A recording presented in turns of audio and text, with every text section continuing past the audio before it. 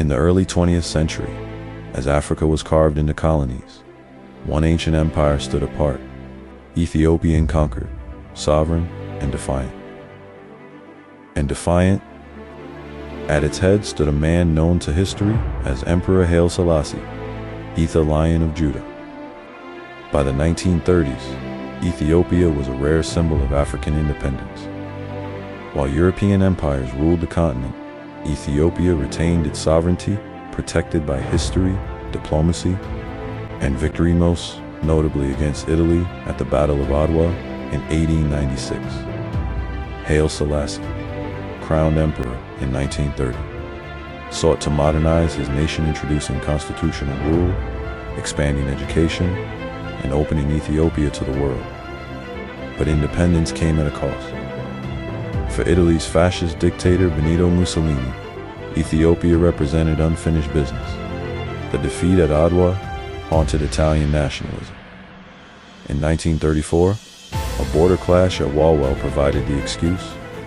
Italy accused Ethiopia of aggression. Ethiopia appealed to the League of Nations. The world debated. Italy prepared for war. On October 3, 1935, Italian forces invaded Ethiopia from Eritrea and Somaliland. What followed was not a conventional war, but a collision between eras. Ethiopia fought with courage, numbers, and ancient tradition. Italy fought with tanks, artillery, aircraft, and chemical weapons. Despite international law banning chemical weapons, Italian forces used mustard gas extensively. Rivers were poisoned. Villages were bombed. Hospitals marked with Red Cross symbols were attacked. This was not only a war against an army, but against the people. Haile Selassie personally traveled to the northern front, encouraging his forces, organizing resistance, and witnessing the devastation firsthand. Ethiopia appealed again and again to the League of Nations, the very institution designed to prevent such aggression. Sanctions were imposed, but they were weak. Oil continued to reach Italian forces.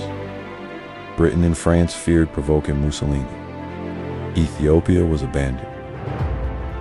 By April 1936, Ethiopia's defenses collapsed under relentless bombardment. Faced with certain capture or death, Haile Selassie made a painful decision to leave Ethiopia in order to save its cause. On May 5, 1936, Italian troops entered Addis Ababa. Mussolini declared victory, but the war was not over. On June 30, 1936, Emperor Haile Selassie stood before the League of Nations in Geneva. It is us today. It will be you tomorrow. He described the bombing of civilians, the use of poison gas, the betrayal of international law. Some delegates applauded, others remained silent. Fascist supporters jeered. The speech would become one of the most powerful warnings in modern history. In exile in Britain, Haile Selassie lived modestly but never surrendered Ethiopia's claim to independence. Inside Ethiopia, resistance fighters known as the Arbegnak waged guerrilla war against Italian occupation. Italian reprisals were brutal. Entire communities were punished. Thousands were massacred. Yet Ethiopia refused to be silenced. World War II changed the balance of power. Italy's alliance with Nazi Germany turned Ethiopia into a strategic priority. In 1941, British and Ethiopian forces launched a campaign against Italian East Africa.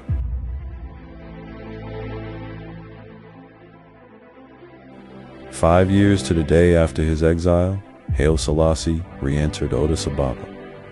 Ethiopia was free once more.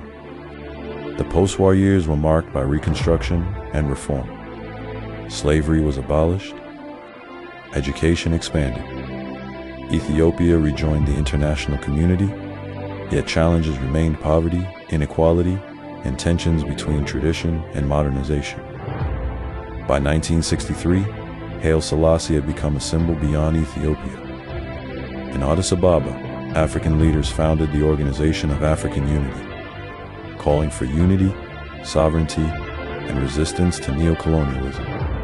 Ethiopia, once invaded and abandoned, now stood as a beacon. The Italo Ethiopian War exposed the failures of the international system and the cruelty of empire, but it also revealed the power of dignity, resistance, and voice. Haile Selassie I won the war and showed to the world that the lion had prevailed. But it also revealed the power of dignity, resistance, and voice.